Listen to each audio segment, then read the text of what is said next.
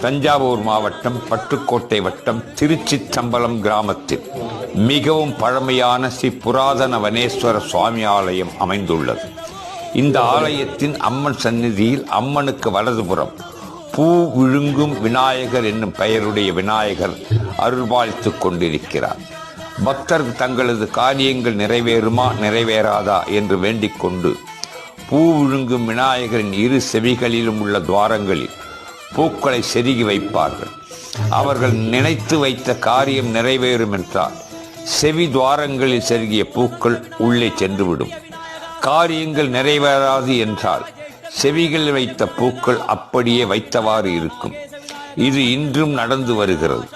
விநாயகரின் இடது பக்கம் உள்ள காதில் உள்ள பூ உள்ளே செல்வதை பொறுமையாக பாருங்கள். அப்படின்னு